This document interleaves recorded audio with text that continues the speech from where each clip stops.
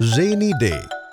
વરસાદનો દિવસ હતો અને ગટ્ટુ અને ચિંકી બહાર રમતા હતા. મમ્મી રસોડામાં ખાવાનું બનાવતી હતી અને પપ્પા ટીવી જોતા હતા. અચાનક ટીવીનું સિગ્નલ જતું રહે છે. ઓફો, વરસાદ શરૂ થયો નથી કે ટીવીનું સિગ્નલ ગયું નથી. અને ત્યાં જ મમ્મી લિવિંગ રૂમમાં આવે છે. તમે આ ટીવી મૂકો અને ગટ્ટુ ચિંકીને બહારથી બોલાવી લાવો. આ લોકો આવી રીતે વરસાદમાં રમશે તો બીમાર પડી જશે. સારું સારું, ઠીક છે, હમણાં જ બોલાવું છું તેમને. પપ્પા ગટ્ટુ ચિંકીને બોલાવવા બહાર જાય છે અને તેમને કહે છે, ગટ્ટુ ચિંકી, બસ હવે બહુ પલળ્યા વરસાદમાં, ચલો અંદર ચલો, નહીં તો મમ્મી આપણને વળશે. પણ ગટ્ટુ ચિંકી પપ્પાની વાત નહીં માનીને તેમને જ ખેંચીને વરસાદમાં લાવે છે. પપ્પા, આવો ને અમને વરસાદમાં પેલો ડાન્સ કરીને બતાવો ને. ચક ધૂમ ધૂમ, ચક ધૂમ ધૂમ. हाँ पापा, पेरू वालो, घोड़े जैसी चाल, हाथी जैसी तुम.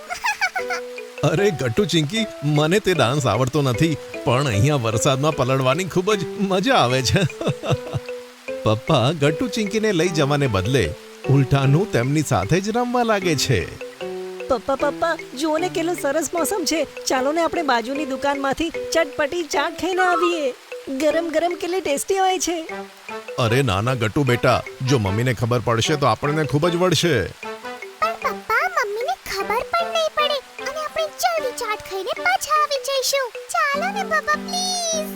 પપ્પા, આપણે કારથી જઈએ, જલ્દી પહોંચી જઈશું. સારું બાળકો, ચલો. પણ હા, આપણે જલ્દીથી જઈને પાછા આવી જઈશું, જેથી મમ્મીને ખબર ના પડે. પછી શું હતું, ગટ્ટુ ચિંકી અને પપ્પા કારમાં બેસીને નીકળી પડે છે. પણ જે રસ્તાથી તેમને જવાનું હતું તે રસ્તામાં ઘણું પાણી ભરાયું હતું. ચિંકી, જો ને અહીંયા તો લેક બની ગયું છે. હા ગટ્ટુ, અહીંયા તો જરૂર માછલીઓ પણ તરતી હશે. અને ક્રોકોડાઇલ પણ.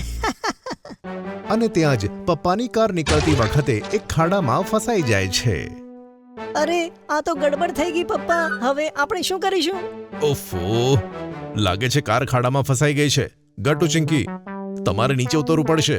હું ગાડીમાં ધક્કો લગાવીશ, કાર ચાલુ થશે પછી તમે બેસજો, બરાબર? ઓકે પપ્પા. પપ્પા ગાડીમાંથી ઉતરે છે અને કારને ધક્કો મારે છે.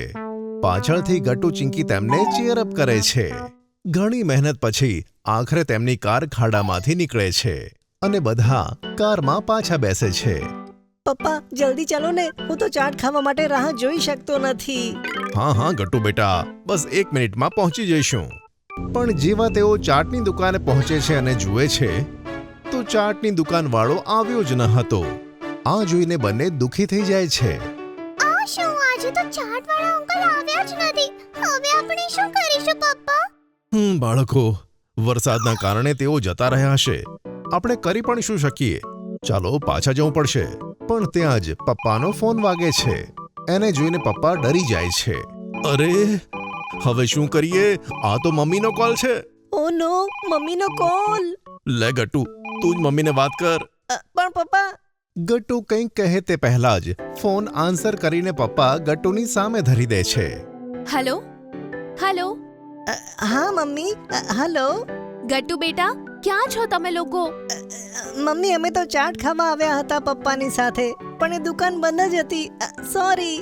શું, આટલા વરસાદમાં? અને તમે લોકોએ મને કહ્યું પણ નહીં. અને ઉપરથી પપ્પા પણ તમારો સાથ આપી રહ્યા છે. સોરી મમ્મી, અમે હમણાં જ ઘરે પાછા આવીએ છીએ. પપ્પા સાથે મારી વાત કરાવ ગટ્ટુ. હેલો. હા, અમે આવીએ છીએ. સોરી. અચ્છા ઠીક છે, પણ તમે લોકોએ મને પહેલા પૂછી લીધું હોત તો આ બધું થાત જ નહીં. કારણ કે મેં આજે ઘરે જ બહુ જ ટેસ્ટી આલુ ચાટ બનાવી છે. આ સાંભળી ત્રણેય જણા એક સાથે કહે છે, શું? આલુ ચાટ? ઓહો, આપણે આટલી દૂર ચાટ ખાવા માટે આવ્યા, પણ તે તો આપણી ઘરે જ રાહ જોતી હતી. ઠીક છે, અમે હમણાં જલ્દી ઘરે આવીએ છીએ. પપ્પા ફોન મૂકીને ગાડી ફરાવે છે, પણ આ વખતે તેઓ બીજા જ રસ્તે આવે છે. પપ્પા, આ તો કોઈ બીજો રસ્તો છે. હા ગટ્ટુ, પેલા રસ્તામાં પાણી ભરાયું હતું ને, તેથી હું આ રસ્તે આવ્યો છું, પાછી આપણી ગાડી ના ફસાય એટલે. પણ આગળનું દ્રશ્ય જોઈને ત્રણેય જણા તો હેરાન પરેશાન થઈ જાય છે. આગળ ટ્રાફિક જામ હતો અને હવે પપ્પાની ગાડી પણ ટ્રાફિક જામમાં ફસાઈ ગઈ.